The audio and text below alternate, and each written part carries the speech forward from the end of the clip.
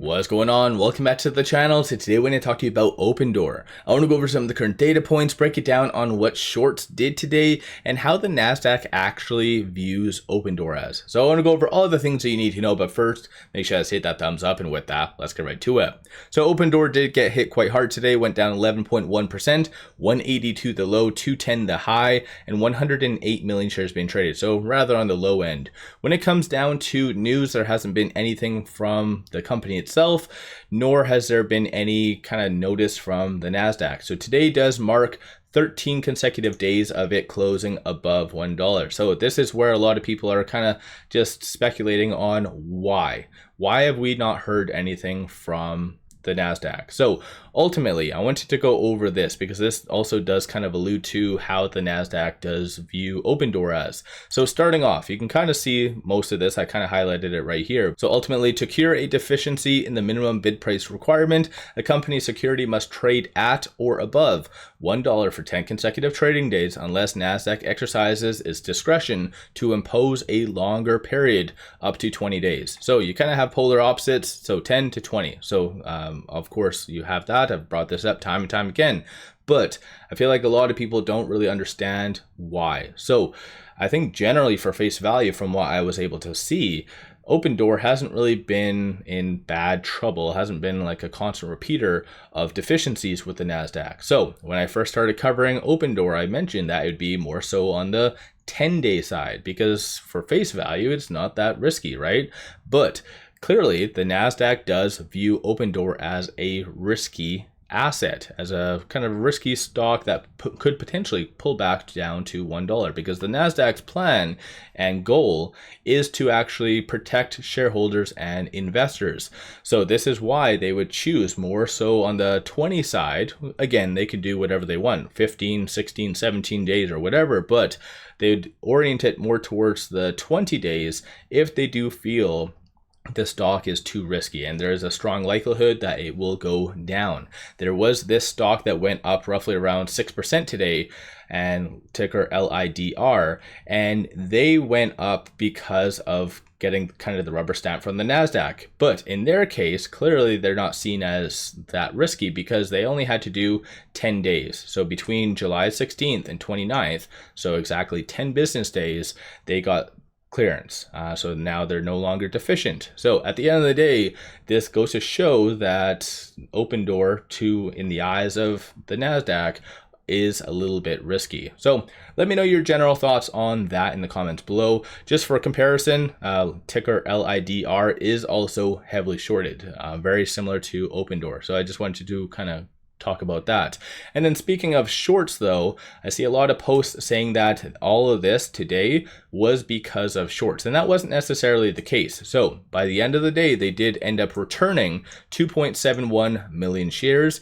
30.77% of the free float is being shorted, works out to be 201.66 million shares overall are being shorted. So unfortunately, shorts were able to return a significant amount and take advantage of the broader fear. And so unfortunately, the broader fear is because of this. So a lot of the reciprocal tariffs are going to be taking effect tomorrow. So again, just very, very bad timing. But to be fully honest, during the pre-market, when it was starting to build up some good momentum, when it hit a high of 218, that was shorts. So shorts did double down to take advantage to really kill the momentum. And so at its peak, you can kind of see right here, shorts did increase 10.5 million shares. So as per usual, that's kind of what their strategy is, just hitting it hard, and then they're able to kind of set the fear and the trajectory for it to go down, then they just kind of taper off. So that's a very unfortunate type of thing, but at the end of the day, the broader market was in fear mode, so I feel like a lot of institutions would have bought the dip for Opendoor if things were and the circumstances were better. But moving on, looking at options, you had 7.3 million in calls, 2.2 in puts. 47% of all the options being done were bullish in nature. And of the bulls, you see a consensus for it to be above $2, 2 to 250 for tomorrow. And then looking at the bears, they are anticipating for tomorrow to be sub $1.50. We have a lot of big data points coming out tomorrow as well, and I believe right now we also do have Amazon, Apple, and also Coinbase unveiling their earnings. With tomorrow being Friday though, just take note of this. This is all the open interest. So you do have 12,000 at the 150 strike price, 24,000 at the 2, 56,000 at the 250, and then 41,000 at that 3. So best case scenario, if whatever Opendoor is able to close above, let's say 3, then you could see a very nice gamma squeeze going into next week. But that's again if everything goes according to plan. But I believe one of the companies, I think it's Amazon, is kind of missing on their earnings, so that's what's kind of dragging it down a little bit. But with it closing at $1.84, it did regrettably today break below this S1. So on a technical standpoint, it is kind of in consolidation mode now. So 207 is going to be that key point to really watch for it to get over early on tomorrow. If not, you're going to see further consolidation. And then flip side, $1.38 is going to be that next strong support. So kind of just take note of that. Aside from that, there hasn't been any new analyst ratings, no articles. So now people are just ultimately waiting for the rubber stamp from the Nasdaq. And plus you're seeing some individuals speculating on their upcoming earnings.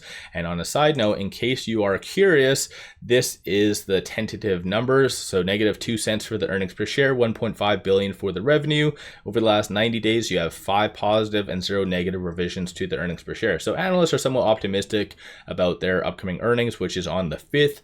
After hours. So I'll do a little bit more of a deeper dive into this. I believe this upcoming weekend I'll put something out, but let me know your general thoughts on Opendoor. Are you buying? Are you selling? What's your kind of 2 cents on everything that has been happening? And what do you feel, aside from the rubber stamp from the Nasdaq and let's say their earnings, is there another catalyst that could really help Opendoor really move higher? So let me know your general thoughts. Don't forget to hit that thumbs up and subscribe. I always greatly appreciate that. And then one final thing, pop over to my Patreon if you're looking for some solid buy signals on stocks, options, crypto, many of which have been absolutely on point. Definitely worthwhile to pop over there and take a look. With all that said, appreciate all of you watching.